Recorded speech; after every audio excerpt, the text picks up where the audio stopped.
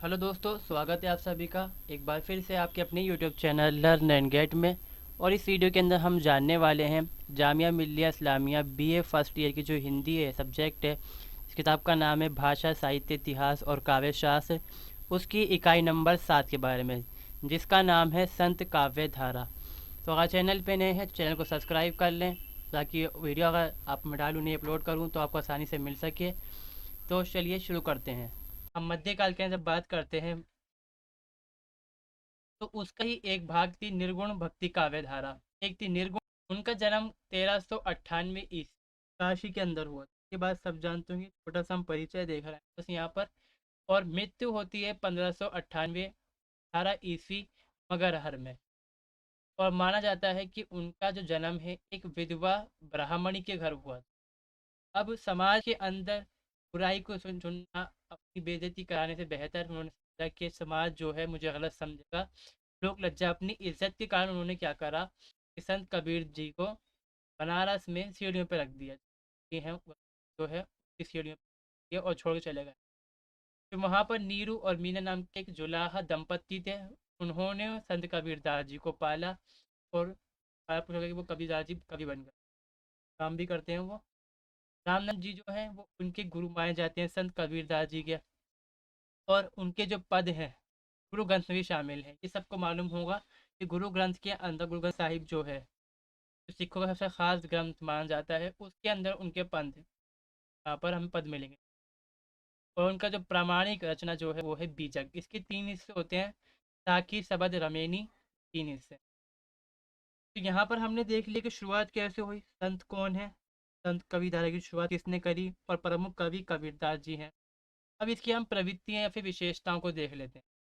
सबसे पहली विशेषता यहाँ पर है, जब हम बात कर रहे हैं कि ये निर्गुण भक्ति काव्य धारा का एक शाखा है। तो यहाँ पर बात की जा रही है कि निर्गुण निराकार ईश्वर की भक्ति पर बल। संत कवि ऐसा मानते हैं कि जो ईश्वर है वो निर्गुण है, उसका कोई गुण नहीं, इसमें मतलब वो निराकार है। वो किसी सांचे के अंदर हम या फिर किसी शरीर के अंदर इंसान की सिर्फ हृदय आ सकता है या किसी शरीर में आ सकता है वो, ना किसी एक हम बोल सकते हैं प्रमुख इस जो स्थान है पूजा का स्थान है वहाँ पर ईश्वर नहीं मिलेगा। अगर ईश्वर के हमें ढूंढना है तो इंसान को अपने हृदय में झांकना पड़ता है और उसको ईश्वर के इंसान को मोह माया से मुक्त होना पड़ता है। तो ये संत कवियों का मानना है कि ईश्वर जो है वो निराकार है, किसी आकार में ईश्वर को हम नहीं ढाल सकते। और वो इस बात पर बल देते हैं या विरोध करते हैं अवतारवाद का। संत कवि के मतलब अवतार का मतलब कि ईश्वर जो है बार बार अवतार लेकर पैदा होता है आता है समाज धरती के ऊपर। और बहुदेववाद का विरोध करते हैं, मतलब बहुत सारे देवताओं को पूजना, क्योंकि उनका मानना है कि जब अवतारवाद नहीं है तो देवता के अनुरूप कहाँ से हो सकते हैं। ये संत कवियों का मानना है। उनके लिए राम, ये राम है भगवान राम। उनके लिए क्या है कि भगवान राम जो है वो भी निर्गुण ब्रह्मा है। वो दशरथ के बेटे या फिर किसी एक महात्मा या किसी हम कह सकते हैं कि किसी व्यक्ति के रूप में भगवान राम को वो नहीं देख। इस बारे में कबीर जी कहते हैं, दशरथ सुत तिन्हु लोक बखाना, राम नाम का मरम है आना। अब लोग दशरथ के नाम पर पुकारते हैं, बखान करते हैं कि देते हैं भगवान नाम, मगर यहाँ पर क्या है कि राम का नाम मरहम की तरह से इंसान सही पथ को प्राप्त कर लेता है, जिससे उसको मुक्ति मिलती है और परमात्मा मिल जाता है जो उसकी आत्मा है। फिर दूसरी बात वो कहते हैं कि अंखड़ियाँ अंखड़ियाँ झाई पड़ी, पथ निहरी निहरी, चिबड़ियाँ छाला पढ़ाया, राम पुकारी पुकार।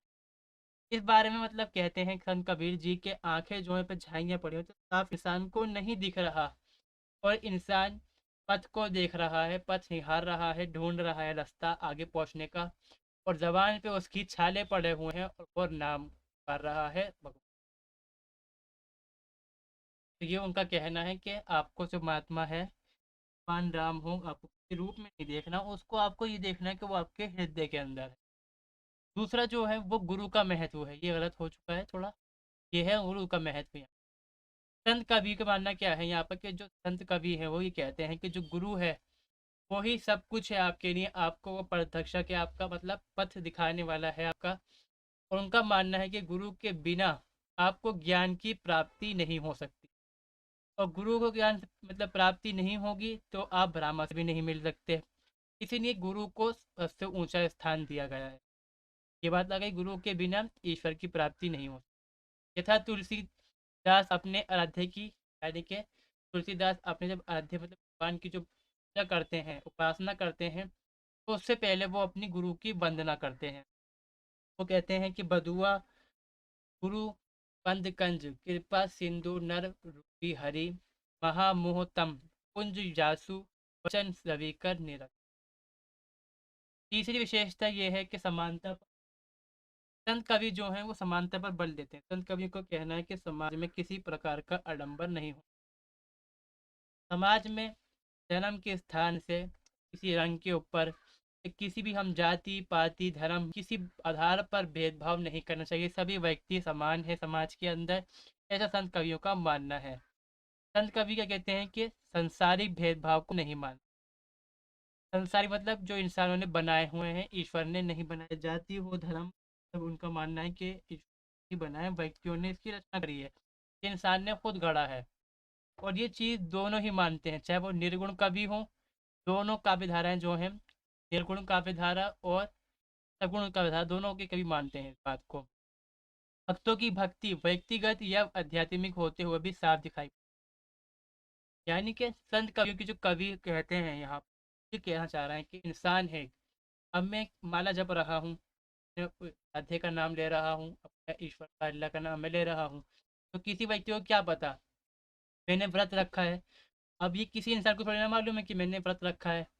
और मेरी जो भक्ति है मेरी वो आध्यात्मिक है, मतलब स्पिरिचुअल है, मैं अपने दिल से उस चीज़ को मानता हूँ।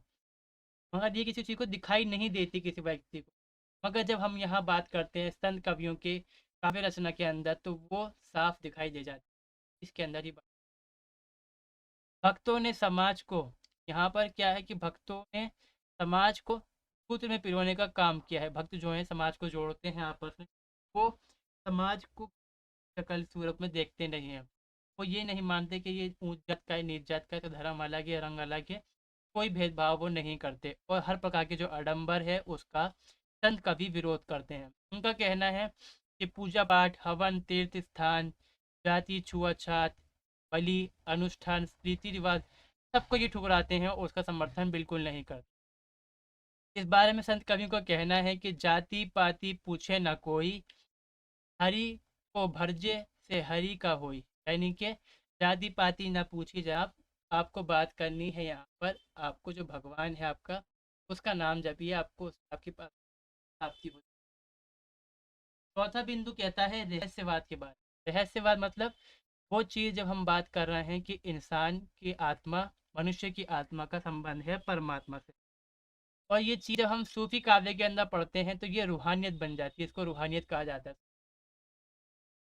संत कवियों ने क्या करा कि इंसान की आत्मा और परमात्मा के संबंध को बड़े ही सुंदर अक्षर में दिखाया। वो दिखाते हैं कि जो मनुष्य की आत्मा है वो नायिका है और जो उसका नायक है वो परमात्मा है। और दोनों की जो आत्मा है, परमात्मा की आत्मा है, वो चाहती है कि उसके जो नायिका है वो मेरे पास आ जाए, उसकी आत्मा वो मेरे पास आ जाए। और जो इंसान की आत्मा है वो चाहती है कि अपने नायक से जाके वो मिल जाए। ये सिर्फ हमें संत काव्य धारा के अंदर देखने को मिले। इस बारे में संत कवि कहते हैं कि नैनन अंतर आप तो त्यों ही लेऊं झपेऊं ना मैं देख और कूं न तुझे देखूं तब।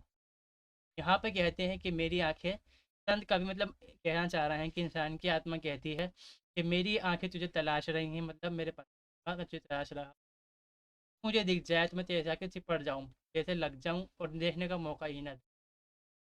तीसरा जो हम पांचवा बिंदु है वो ये कहता है कि माया के प्रति सचेत, यानी कि संत कवि विरोध करते हैं हर प्रकार की माया का। वो कहते हैं, चाहे वो संत कवियों ने क्या कहा यहाँ पर कि सावधान करते हैं। उनका मानना है कि माया जो है ईश्वर के रास्ते में, मतलब जब हम बात करते हैं परमात्मा से मिलन की बात में, तो वो एक रास्ते में रुकावट बन जाती है माया। अब माया कई प्रकार की हो सकती है, काम हो क्रोध हो, काम के चक्कर में इंसान भगवान को भूल जाता है अपने गुस्से में। मंद लोभ लालच मोह पंच विकार सब माया के स्वरूप है। और संत कवि तो यहाँ तक मानते हैं कि जो स्त्री है वो भी एक प्रकार की माया का रूप है, कहीं पर सब जगह नहीं। संत भाई आई ज्ञान की आनी, भ्रम की टाँटी सवे उड़ानी, माया रही न बाँधी। संत कवि कहते हैं कि भाइयों से मतलब संत जो लोग हैं सबसे कहते हैं कि ज्ञान की आंधी, ज्ञान की प्राप्ति हो गई है। अगर आपको ज्ञान की प्राप्ति हो गई है तो आप माया से बच चुके हैं और माया आपसे हट गई है। शास्त्र ज्ञान के बारे में कहते हैं, शास्त्र ज्ञान की अनावश्यकता, मतलब आपको संत कवि इस पर खास मतलब जोर देते हैं कि आपको किसी प्रकार के शास्त्र ज्ञान की आवश्यकता नहीं है। वो कहते हैं कि उनके अनुसार सच्चे मन से भक्ति करने पर सब प्राप्त हो जाता है। संत कवि कहते हैं, पोथी पढ़ी पढ़ी जग मुआ, पंडित आया न कोई, ढाई अखर प्रेम का, पढ़े से पंडित होई। यानी कि पोथी मतलब किताब पढ़ने से आप पंडित या मुल्ला नहीं बन सकते। आप सिर्फ दो अक्षर प्रेम का पढ़ेंगे और आप पंडित, पंडित वाला पंडित नहीं, कि आपका जो है ज्ञान मिल जाएगा आपको, की बात की जाए। सातवां है लोक भाषा। यानी कि संत कवियों ने जो आम व्यक्ति थे समाज के, उनकी भाषा का स्वरूप का इस्तेमाल किया है, क्योंकि वह जो संत अपनी जो भाषा है, जो अपने संदेश हैं, वो आम जन तक पहुंचाना चाहते थे। इसलिए जब संत कवि स्थान स्थान घूमते, लोगों को अपने संदेश देते, तो उनकी भाषा के शब्दों का भी इस्तेमाल करते। इस प्रकार उनके काव्यों के अंदर आम भाषा भी देखने मिलती है।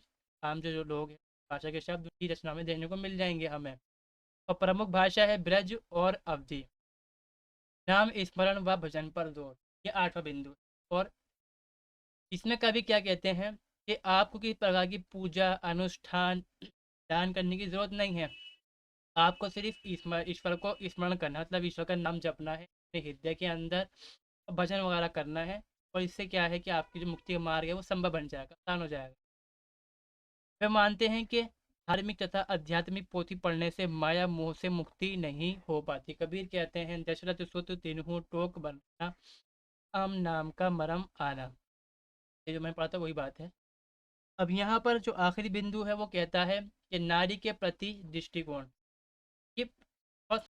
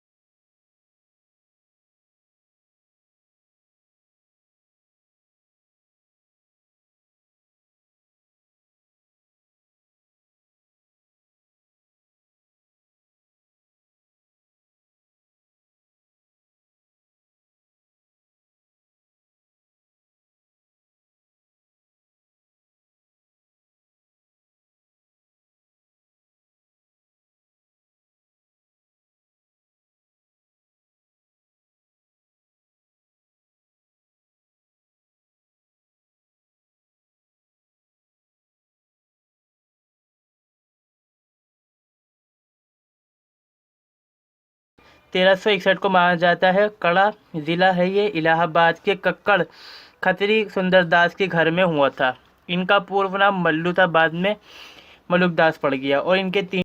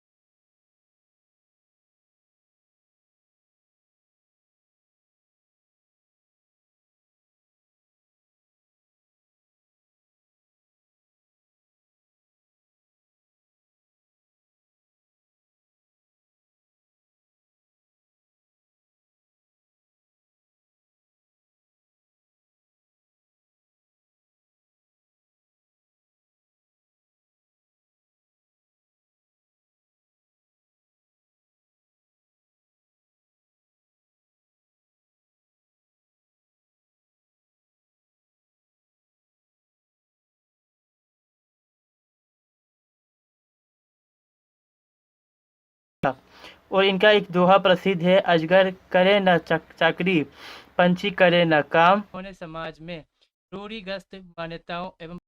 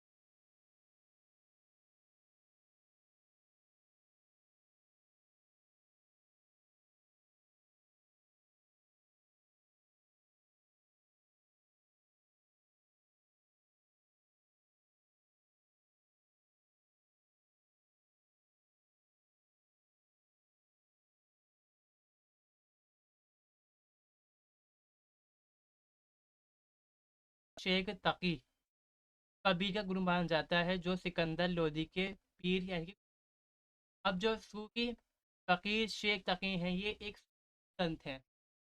ये आते हैं सोहरावर्दी सिलसिले से आते हैं, मतलब सूफियों के अंदर कई सिलसिले होते हैं, चिश्ती होते हैं, सोहरावर्दी होते हैं, उस्मानी सिलसिले होते हैं। और ये माना जाता है कि मुस्लिम परंपरा मानती है कि ये उनके शिष्य थे, मतलब मुरीद थे एक तरह से। कबीर थे, मुरीद थे शेख तकी के, और ये इनके पीर थे। और ये पीर किसके थे? सिकंदर लोधी उसके ही पीर थे ये। जबकि दविस्तान के लेखक इतिहासकार मोहसिन फ़ानी और पेशाची भाषा में कृत प्रसंग अभी परिजात के लेखक चेतन दास ने रामानंद को कबीर का गुरु माना है, जो अदनन प्रमाणों से सर्वमान्य है। कबीरदास के उत्तराधिकारी कमाल और धनदास थे। तो यहाँ तक पहले हम देखते हैं यहाँ पर बताया गया है। पैशाची की भाषा के अंदर लिखा हुआ एक कृति है, कृति मतलब एक राइटिंग है लिखी हुई। उसमें चेतन दास ने क्या कहा कि रामानंद की, अब ये हो सकता है इसमें कोई बड़ी बात नहीं है, क्योंकि एक व्यक्ति के कई गुरु हो सकते हैं, परेशानी वाली बात बड़ी बात नहीं है कि। और दूसरी बात ये है कि देखिए हम बात कर रहे हैं कि ये संत हैं, संतों के कई गुरु हुआ करते थे। जैसे कि अगर हम सूफी काव्य में देखेंगे, फिर जो सूफीज़्म में देखते हैं हम, तो उसमें देखने को मिलेगा कि एक सूफी के कई सारे गुरु हैं या उनके कई सारे शिष्य, जिनको पीर या मुरीद कहते हैं। और ऐसे ही इनके अंदर होता है, गुरु शिष्य संबंध होते हैं और बहुत सारे गुरु हो सकते हैं, कई सारे अलग अलग। एक आध्यात्मिक गुरु भी होता है, एक वो गुरु जिसने की तालीम सीखी हो हमने, तो तरह के गुरु हो सकते हैं। इस तरह से मतलब मान सकते हैं हम, ये होता है शहीद तक भी इनके गुरु रहे हो, कोई बात नहीं। तो कबीर का दार्शनिक चिंतन अद्वैत है, आप देखते हैं कबीर का दार्शनिक चिंतन अद्वैत है। कबीर की उलटबाजियों पर सिद्ध सामंत सिद्धों और नाथों का प्रभाव है। ये हमने आदिकालीन साहित्य साहित्य के बारे में, जब हमने इसके बारे में चर्चा कर ली थी, इस साहित्य के बारे में। उलटबाजी का मतलब होता है जो बात को घुमा के बोला जाता है, मतलब जो बात पहले बोली जाती है उसको बात को बाद में बोल दिया जाता है यहाँ। जैसे कि हम बोल डालते हैं कि मुझे खाना खा रहा है, तो ये बात को हम उल्टा के बोल डालते हैं, खाना खाना है मुझे। इस बात को उल्टा के बोल डाला, वही उलटबाजी कहलाती है। बात का जो अर्थ है वो वही निकलता है जो अर्थ होना चाहिए, मगर बात को घुमा के बोला जाता है इसके अंदर। सर्वप्रथम कबीर की बानियों का प्राचीनतम नमूना गुरु ग्रंथ साहिब में मिलता है, जो कि सिख समुदाय का एक पवित्र ग्रंथ माना जाता है। कबीर की बानियों को संकलित करने का श्रेय बीजक 1467 में उनके शिष्य धर्मदास को है। बीजक के 3 हिस्से हैं, ये हमने देख लिए थे। साखी, शबद, रमेणी। पहले हम देखते हैं साखी। साखी जो है ये साक्षी से आता है, तक ये चीज़ को साक्षी मान के कि हम यहाँ के रख के मतलब सोच के इमेजिन करके उसको कसम खा लेते हैं कि हमें ये काम नहीं करना है, या फिर हम उस चीज़ को मानकर ये संकल्प लेते हैं कि हमें अब ये काम करना है। और ये जो साक्षी होता है इसको धर्म उपदेश के रूप में देखा जाता है, धर्म को उपदेश दिया गया। मैंने कहा कि मैं इस चीज़ को मानकर, सामने मानकर, या ये चीज़ मेरे सामने रखी है, मैं काम करता हूँ, मैं इस बात की मतलब बता रहा हूँ, गारंटी दे रहा हूँ। तो वही बात है, साखी क्या है, ये साक्षी का शब्द है जो है। और इसमें क्या है, जो संत कबीरदास जी हैं उनकी शिक्षाओं और सिद्धांतों का निरूपण है। ये दोहा छंद में लिखा गया, मतलब दोहों के अंदर लिखा गया है छंद, और इसकी भाषा सदुक्कड़ी है। इस बारे में कबीरदास जी ने क्या कहा कि साखी आँखी ज्ञान की समूझी लेहू मन माही, तीनों साखी संसार का झगड़ा छूटे नाही। हर जो यह विचारिया साखी कहो कबीर, मैं सागर में जीव जो पकड़े हर पर ये तीर। उन्होंने कहा कि साखी के बिना ज्ञान, साखी मतलब जो आंखें, ज्ञान की आंखें, साखी का होना मतलब ये है कि ज्ञान है इंसान। और अगर ये नहीं है, इंसान समझ नहीं सकता, और जो झटके जो झगड़े हैं आपस में, लोग भी लड़ाई झगड़े हैं, वो संसार के झगड़े खत्म नहीं हो सकते। मतलब ज्ञान का होना बहुत ज़्यादा ज़रूरी है। और ये कहते हैं कि साखी है तो इंसान को समझ मिलती है, और दूसरा कि मैं सागर में जिए जो पकड़े, तो उस सागर के अंदर मिल रहा है। अगला वो है, सेकंड है इसके अंदर, जो दूसरा है वो है शब्द। ये शब्द का ही है, शब्द मतलब शब्द कहा गया है इसको। और गे मतलब गाने के हिसाब में लिखा गया, मतलब सिर्फ गाते गुनगुनाते हुए लिखा गया है यानी कि इसमें विभिन्न राग रागनियों का निर्वाह प्रचुर मात्रा में हुआ है। इसकी भाषा तत्कालीन मध्य प्रदेश की ब्रज भाषा और पूर्वी बोली भाषा के अंदर लिखा है। खासकर इसमें कबीर जी ने आध्यात्मिक और रहस्यवादी अनुभूति की व्यंजना तथा साधनात्मक अर्थों के बोध के लिए प्रतीकों का प्रयोग मुक्त रूप से किया है। इसमें कबीर की प्रेम और अंतरंग साधना की पुष्टि हुई है।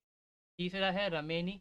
रामायण कहा जाता है, रामायण का ही अर्थ है, मतलब दोहा छंद चौपाई में लिखा हुआ है। इसमें दार्शनिक चीज़ें मिलेंगी, दार्शनिक और रहस्यवाद। मतलब रहस्यवाद मतलब कि जो ईश्वर है, इंसान है और परमात्मा है, उसका भी जो संबंध होता है वो बातें लिखी गई। और जिससे पहले ये धार्मिक है ये। अगला है जो इसमें इस भाषा जो थी वो है ब्रज और पूर्वी बोली शब्द की। अगले जो संत कवि आते हैं, जो रचनाकार जो हैं वो हैं रैदास, जिनको रविदास कहा जाता है। रविदास इनका असली नाम था, बाद में इनका नाम रैदास। रैदास के व्यक्तित्व की अभिव्यक्ति बहुत आडंबरहीन, मतलब कि जो हम इनकी बात करेंगे, अगर इनके बारे में हम बात करते हैं, कुछ बताते हैं, तो ये देखने को मिलेगा कि किसी प्रकार की पूजा पाठ ये नहीं करते थे। और संत कवियों का जो रहा है, हमेशा जो संत रहे हैं उनका यही रहा कि आपको सिर्फ नाम जपना है, सबका अध्यक्ष का पूजा करते हैं, वो काफ़ी है, बाकी चीज़ करने की जरूरत नहीं है।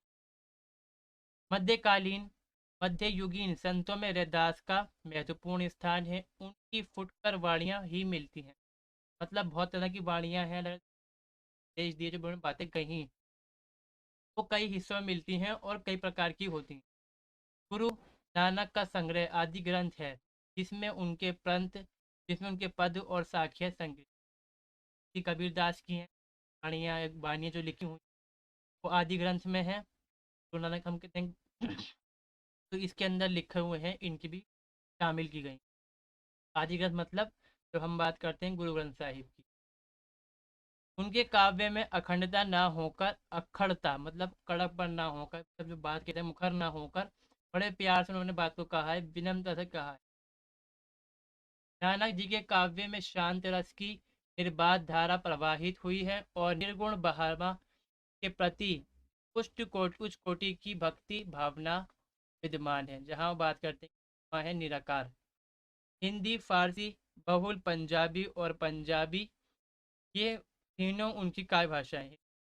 और जो फारसी मतलब पंजाबी के अंदर फारसी शब्द मिला के उन्होंने इस्तेमाल करा है, और पंजाबी के अंदर उन्होंने अलग से लिखा है, वो चीज़ें इनकी भाषा के अंदर काय भाषा है उसके अंदर मिलती। उनकी प्रसिद्ध रचना है जपूजी, रहीदास, सोहिला एवं आसादी वार। गुरु रविदास रैदास का जन्म काशी में माघ पूर्णिमा दिन रविवार को संवत 1433 में हुआ था। उनके जन्म के बारे में एक दोहा ये है, मतलब इसमें कहा गया है कि 1433 की माघ सी पंदरास दुखियों का कल्याण हित प्रकटे श्री रविदास, मतलब पैदा हुए सभी रविदास जी परेशान लोग हैं, उनका कल्याण करने। रविदास ने साधु संतों की संगति से पर्याप्त व्यवहारिक ज्ञान प्राप्त किया था। जूते बनाने का काम उनका काम था। अब जूते का जो काम है, अगर हम देखते हैं समाज के हिसाब से, समाज मानता है कि ये छोटा काम है, निम्न जातियाँ होती हैं वो ये कार्य करती हैं।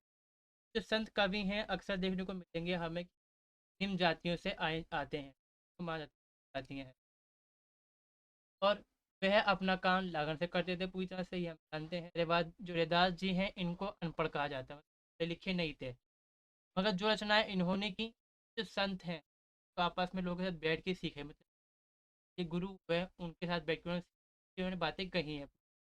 संत मत के विभिन्न संग्रहों में उनकी रचनाएं संकलित मिलती हैं, जिस में हस्तलिखित ग्रंथ ग्रंथों में रूप में भी उनकी रचनाएं मिलती हैं। इसके अतिरिक्त बहुत से पद गुरु ग्रंथ साहिब में भी संकलित। संत ग्रंथ संत रविदास ने एक पंथ चलाया, इसको रैदासी पंथ कहा जाता है, और इनके जो अनुयायी हैं वो पंजाब, गुजरात, उत्तर प्रदेश में मिलते हैं। रैदास ने नीची भावना ईश्वर भक्ति के नाम पर किए जाने वाले वाद सारहीन और निरर्थक अर्थ नहीं और कर रहे हैं। समाज में ईश्वर अलग अलग है, जाति पाति सब कहा लोगों से कि सब कर रहे। वे स्वयं मधुर और भक्तिपूर्ण भजनों की रचना करते थे और उन्हें भाव विभोरों का सुना, कभी करी और खुद ही गाया उनकी। उनका मत था कि राम, कृष्ण, करीम, राधव आदि सब एक परमेश्वर हैं, और वेद पुराण जो है पुराण सब यही कहते हैं कि एक ईश्वर करनी है, उसकी बात करनी। उनका विश्वास था कि ईश्वर की भक्ति के लिए सदाचार पर हित भावना तथा सद्व्यवहार का पालन करना आवश्यक। अभिमान त्याग कर दूसरे व्यवहार और विनम्रता तथा शिष्ट गुणों का पालन करना ही को पाया जा सकता। मतलब इन्होंने कहा कि अभिमान को अपना ख़त्म कर देना है। अभिमान है, इंसान कहता है कि मेरा ये तो अभिमान है, मैं इसको छोड़ सकता नहीं हूँ। अभिमान है कि मैं छोटी जाति का जो इंसान है सच कैसा खाना खाऊं। इंसान को सत्य छोड़ देनी है, और अगर ईश्वर को प्राप्ति करनी है, उसको आत्मा से जाके मिलना है, उसको छोड़ के हर इंसान से बात करनी होगी, इंसान से रहना होगा, इससे बराबर इंसान, भेदभाव नहीं करना, बस इनका कहना था। अब अगले जो हैं वो हैं दादू दयाल जी।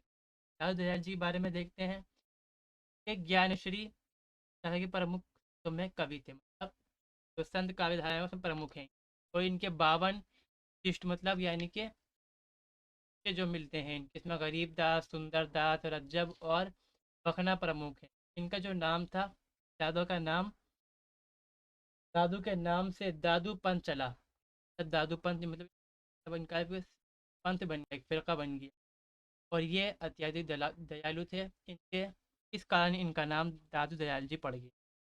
संत कवि दादू दयाल का जन्म फागुन सी 8 संवत 1601 सन 1544 ईस्वी को अहमदाबाद में हुआ था। पिता का नाम जोधीराम और माता का नाम बसी बाई था। और पिता थे इनके धुनिया। धुनिया मतलब जो विकुत होने वाला होता है। संत दादू को जन्म के तत्काल बाद ही किसी अज्ञात कारण से उनकी माता ने लकड़ी की पेटी में रख के साबरमती जो नदी है वहां पर वो छोड़ डालती हैं। और जब फिर अभी मोदी नगर, मोदीराम नगर नाम के व्यक्ति होते हैं, ब्राह्मण होते हैं, वो उनको उठा लेते हैं और पालन पोषण करते हैं। के जो दो बेटे होते हैं, एक होता है रविदास, शिवदास होते हैं, दूसरा होता है मिस्कीन दास। और फिर नानी बाई और माता बाई और मुगल बादशाहों के ये समका। उनके जो मुख्य जो उपदेश हैं, काव्य हैं, सूफी और ईश्वर भजन के रूप में संकलित। और 5000 छंद उन्होंने लिखे हैं, जो कि पंचवाणी कहा जाता है उसमें संकलित, जब उसमें लिखे हुए हैं। इन छंदों के माध्यम से उन्होंने हिंदू मुस्लिम में संबंध स्थापित करने का प्रयास किया। इसी कारण उनके अनुयायी ना तो मूर्ति पूजा करते हैं, ना ही कोई विशेष प्रकार की वेशभूषा धारण करते हैं। वे राम को मानते हैं। उन यानी कि लोग सब संत कवि हों या फिर सूफी कवि होंगे ना, सब यही कर रहे हैं कि जो समाज के अंदर फैली हुई जो असमानता है, आडंबर है, उनको ख़त्म करना और समाज को एक रूप के अंदर, मतलब एक सांचे के अंदर ढाल देना, लेके आना। जब वो यही चीज़ कर रहे हैं यहाँ पर भी। इन्होंने एक निर्गुणवादी संप्रदाय की स्थापना की, जादूपंथ कहा गया, ये हमने यहाँ पर देखी। अब आगे हम चलते हैं। जो इनकी भाषाएं हैं वो थी गुजराती, राजस्थानी और भाषाओं में। और जो इनके वाणियाँ, उन्होंने कहीं बातें कहाँ संकलित हैं, हर हे बानी या फिर अंग बंधु नाम से जाना जाता है। अपनी कविता में ईश्वर की व्यापकता, सदगुरु की महिमा, जाति पाति का निराकार, हिंदू मुस्लिम अभेद तथा आत्मबोध का कथन किया। किंतु कथन में बुराई करने में उनकी रीच नहीं थी, बताया गया उन्होंने। अगले रचनाकार आते हैं, वो है सुंदरदास जी। सुंदरदास क्या कहते हैं इनके बारे में देखते हैं कि ये भी निर्गुण है, जानते हैं हम। और कवि काव्य रीति से बहुत अच्छी तरह परिचित थे। और देशाटन के कारण, मतलब घूमने फिरने के कारण, विभिन्न प्रदेशों के आचार विचार का उन्होंने अच्छा ज्ञानी क्षेत्र। और इन्होंने मंझी हुई ब्रज भाषा में साहित्य गुणों से युक्त सरस काव्य की रचना की, किंतु साथ ही अपनी विद्वता के प्रदर्शन का भी प्रदर्शन किया, दिखाया उसको। जब उन्होंने जो भाषा है, ब्रज भाषा है, उसको बहुत ही अच्छा से उन्होंने इस्तेमाल करा। और ज्ञानी अच्छे थे तो उन्होंने इसको दिखाने की कोशिश की। जो काव्य रचनाएं करी बहुत बेहतर से बेहतर ज़्यादा करी। इनका ग्रंथ है सुंदर विलास नाम से जाना जाता है। और मलुकदास जी ने ज्ञान बोध, ज्ञान परोति, विभव भूति, रतन बाघ ग्रंथों की रचना की। योग्य, ज्ञान, वैराग्य, निर्गुण भक्ति जैसे गहन विषय पर प्रकाश डाला। सुख सागर ये मशहूर है, जानते होंगे सब लोग। सुख सागर और भक्ति विवेक में उन्होंने कथनकों के आधार पर दार्शनिक विचार की बात की है, ग्रंथों के अतिरिक्त। अब हम जानेंगे मलुकदास जी से। यहाँ से मलुकदास जी को क्या देखते हैं हम। इन्होंने हिंदू और मुस्लिम दोनों के बीच संबंध स्थापित करने की कोशिश करी अपने काव्य से, मतलब लोगों के बीच लोगों को जोड़ने की कोशिश करी, हिंदू मुस्लिम एकता लाने की कोशिश करी।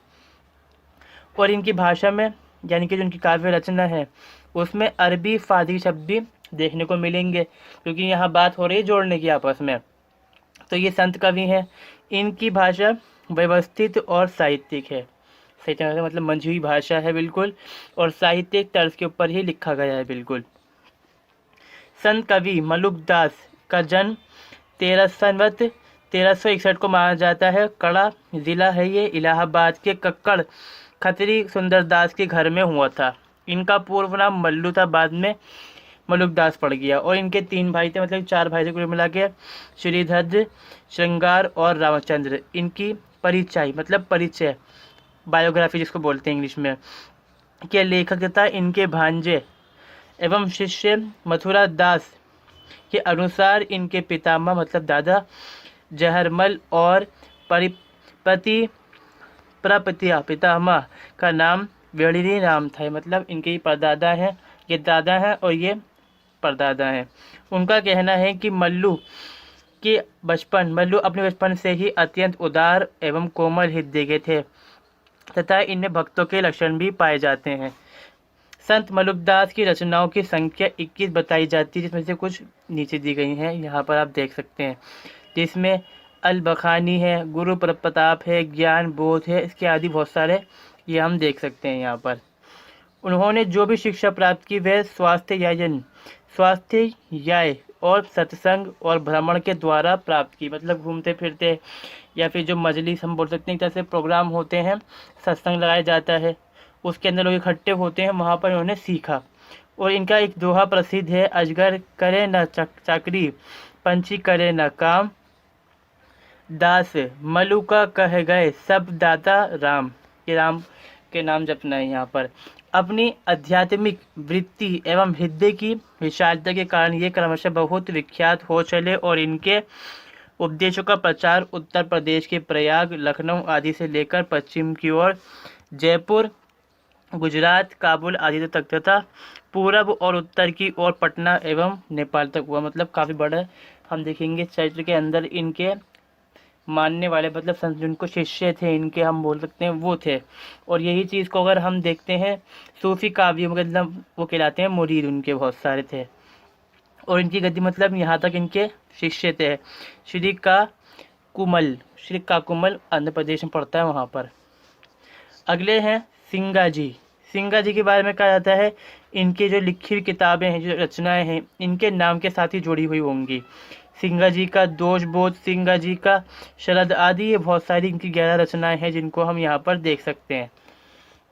उन्होंने 800 पदों का निर्माण किया। सिंगा जी के भजन नामक रचना में निर्गुण मार्ग के भजन और समाधि भजन मिलते हैं। यानी कि इन्होंने एक काव्य रचना करी जिसमें उन्होंने छंदों का इस्तेमाल करके लिखा, और ये यहाँ पर हमें पता चलता है कि निर्गुण मार्ग के जरिए से आप किस तरह से अपने ब्रह्म की प्राप्ति कर सकते हैं, मतलब अपने आराध्य की, जिसको आप पूजते हैं। उनके अनुसार परम तत्व प्रत्येक मानव के हृदय में विराजमान है। मतलब ईश्वर जो परमात्मा है हमारे दिल के अंदर, वो है। वे ब्रह्म बाह्य तत्व की खोज के लिए मंदिर, मस्जिद, गुरुद्वारा, चर्च और अन्य तीर्थ स्थानों के पक्ष में नहीं थे। वे उच्च कोटि के विचारक थे, मतलब वो समर्थन नहीं करते बाहरी आडंबरों का, क्योंकि आडंबर माना गया है। वो कहते हैं कि आपके दिल में ही जब ईश्वर है तो आपको कहीं पर जाने की ज़रूरत क्या है। अगले हैं सुंदर दास। संत सुंदर दास इनको कहा जाता है। ये इनके गुरु ने नाम रखा था इनका नाम, यानी कि जो कि दादूलाल दयाल थे, ये रहे यहाँ पर। सुंदर दास का जन्म 1596 ईस्वी को जयपुर राज्य के प्राचीन राजधानी चौसा, यानी कि दौसा जिसको कहा जाता है, से एक खंडेलवाल वैश्य परिवार में हुआ था। संत ये प्रसिद्ध संत दादू दयाल के शिष्य हैं और इन्होंने ही इनको सुंदरदास नाम दिया था। दादू दयाल ने इनके रूप से प्रभावित होकर इनका नाम सुंदर रखा था। दादू के एक अन्य शिष्य का नाम भी सुंदर है। 2 शिष्य हैं, ये छोटे वाले हैं और बड़े वाले का नाम वही चलता है। और 6 वर्ष की अवस्था में इन्होंने शिष्यत्व ग्रहण किया, मतलब शिष्य बन गए थे ये। और 11 वर्ष की आयु में इन्होंने अध्ययन करा काशी में, और 11-18 तक मतलब वर्ष के उम्र के अंदर इन्होंने वेदांत, मतलब जो हम देखते हैं वेदांत हो, साहित्य हो, व्याकरण हो, इनके अध्ययन के, मतलब ये हिंदी के भाग होते हैं। अध्ययन के उपरांत फतेहपुर शेखावटी लौटकर 12 वर्ष तक निरंतर योग अभ्यास किया। यहीं उन्होंने 40 ग्रंथों की रचना करी। 11 तो हमने देखे हैं कुछ पीछे, वो तो उनके थे। तो यहाँ पर इन्होंने ग्रंथों की रचना करी, जिसमें कौन कौन सी चीज़ें देखने को मिलेंगे, प्रेम हो, भक्ति, योग, वेदांत और नीति आदि। और जो इनकी ग्रंथावली है उसका नाम है सुंदर ग्रंथावली, नाम से जानी जाती है। और इनकी भाषा में छंद, इन्होंने जो मतलब रचनाएं करी काव्य रचना में क्या क्या चीज़ देखने को मिलेंगी हमें, खासियत जो है इनकी वो है भाषा, भाव व्यक्त करना, छंदों का इस्तेमाल, अलंकारों का इस्तेमाल किया गया है इनकी भाषा में। संत अगले हैं वो है लाल दास। लाल दास के बारे में क्या कहा जाता है कि ये कबीर मत के ही एक मतलब मान सकते हैं कबीर मत है, उसके आगे चल के कई हिस्से बन जाएंगे, अलग अलग उनके अनुयायी थे, तो उन्हीं में से एक अनुयायी थे या फिर शिष्य बोलेंगे, ये उन्हीं के हम देखते हैं कि एक प्रभाव था इनके ऊपर। उनके पंथ में राम को ही सर्वश्रेष्ठ माना जाता है, मतलब ये भगवान राम की पूजा करते थे काफ़ी, मतलब नाम जपते थे उनका, और राम ही उनके आराध्य और ब्रह्मा है, मतलब पूजा की जाती है। इनकी कृतियाँ लाल दास की चेतावनी से में संग्रहित है। इन्होंने गृहस्थाश्रम को अपनाया और परिवार में रहकर ही साधना की, मतलब घर में रहे। जैसे बहुत सारे हमने देखे जो संत थे उन्होंने घर छोड़ दिया और भ्रमण करते फिरते रास्ते में घूमते फिरते प्रचार करते रहे, बताते रहे लोगों को, शिक्षा देते रहे, धार्मिक शिक्षा। मगर इन्होंने क्या करा, घर में ही रहे और घर से ही इन्होंने जब काम करना था इन्होंने काम करा अपना।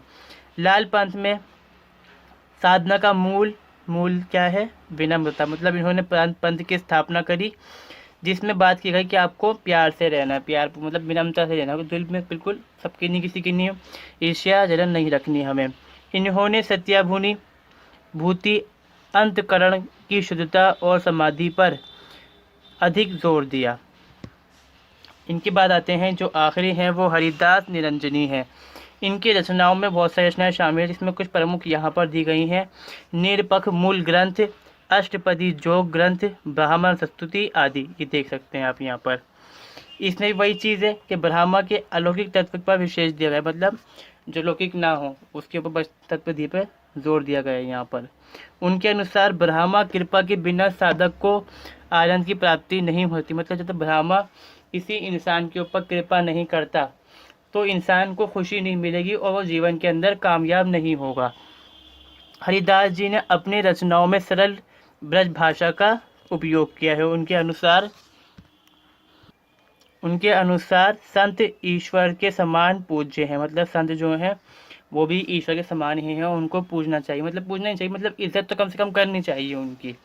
अब यहाँ पर हम काव्य रूप को देखते हैं इनकी, मतलब क्या क्या चीज़ें उन्होंने संत काव्यों के अंदर अपनी, मतलब जो उन्होंने कविताएं या फिर हम कह सकते हैं उन्होंने छंद कहे, उनके अंदर हम जैसे हम इंग्लिश में देखते हैं कोई पोयम वगैरह पढ़ते हैं, जैसे जो लोग जानते होंगे उसके अंदर, तो हम फिगर ऑफ स्पीच चेक करते हैं उसके अंदर, ऐसे ही इसमें हम ये देखेंगे।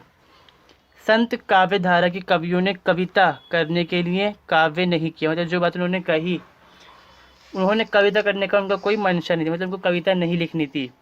उन्होंने कविता को एक साधन के तौर पे इस्तेमाल करा, क्योंकि लोगों को क्या है, अगर मैं नॉर्मल बात जैसे मैं बात कर रहा हूँ कि लोग बहुत सारे ऐसे होंगे जिनको इंटरेस्ट इसमें नहीं आएगा, उनको इंटरेस्ट आएगा गाने सुनने के अंदर, तो उन्होंने क्या करा, कविता को गुनगुनाने के गए शेर मतलब शैली के अंदर उन्हें याद करा, लोगों को समझाया इस तरह से, जो अपनी बात को कहना था या जो मार्ग दिखाना था लोगों को, उन्होंने कविता के नहीं इस्तेमाल, कविता को इसके नहीं इस्तेमाल करा, साध्य नहीं थी वो।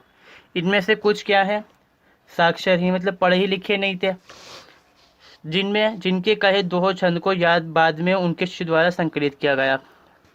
संत काव्य मुख्य रूप से मुक्तक काव्य के रूप में लिखा गया है, मतलब जैसे हम कहते हैं कि फ्री फॉर्म जो होती है इंग्लिश के अंदर, उस तरह से लिखा गया है ये। साखियों, जिसे हम साक्षी कहते हैं, ज्ञान है, आध्यात्मिक अनुभव तथा सामाजिक अनुभव को व्यक्त किया गया है। जो संतों ने ज्ञान प्राप्त किया गया, समझे उन्होंने चीज़ों को, साक्षी के अंदर उन्होंने उस चीज़ को लिखा, और जो आध्यात्मिक अनुभव है उनका, धार्मिक, आध्यात्मिक, सामाजिक, वो सब उन्होंने इसके अंदर लिखा है।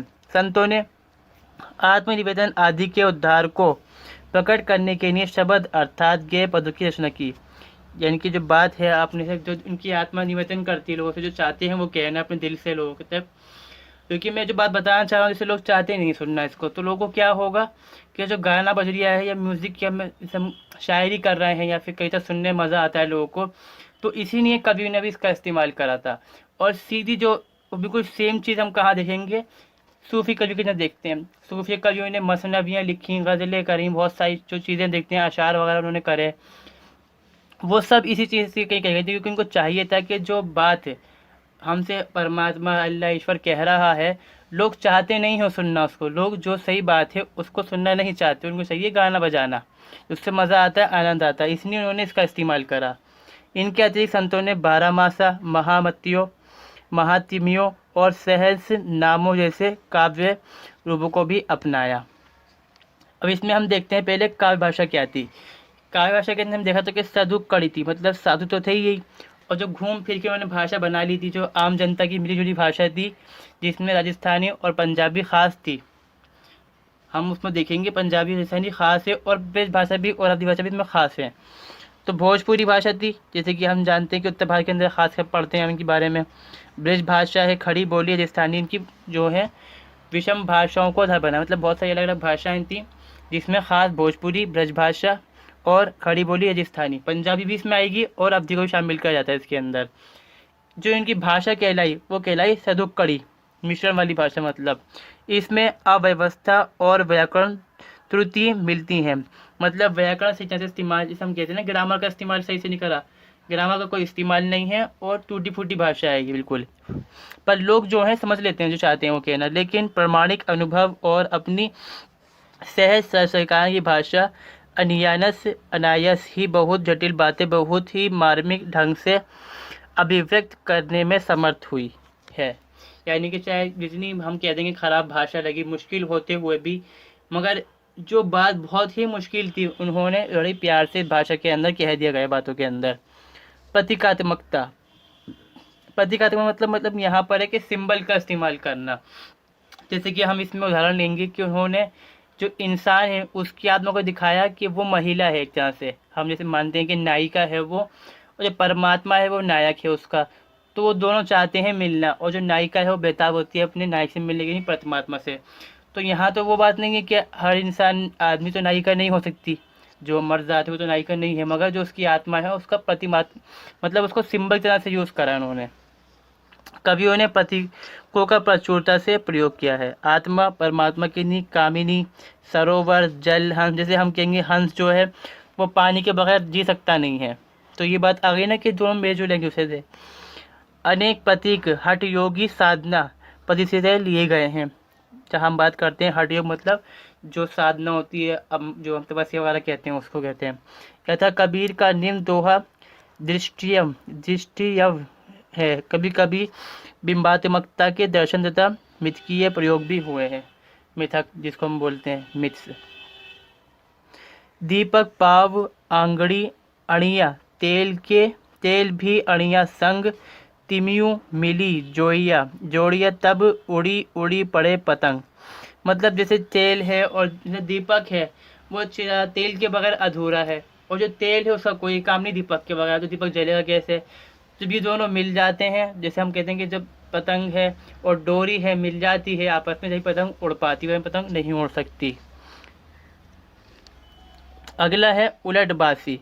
मतलब उलटबासी के अंदर क्या कहा गया है, मतलब जैसे कि हम इसको ले लेते हैं यहाँ पर, खैर ये इस तरह से लिखा नहीं गया, पर इसमें से हम देखते हैं कि ये चीज़ जो है ये पहले कहनी थी मगर इसको बाद में कहा गया, और जब बात पहले कहनी थी उसको बाद में कहा गया, ये उलटबासी होती है, और बात को घुमा करके बोलना उलटबासी कहलाती है।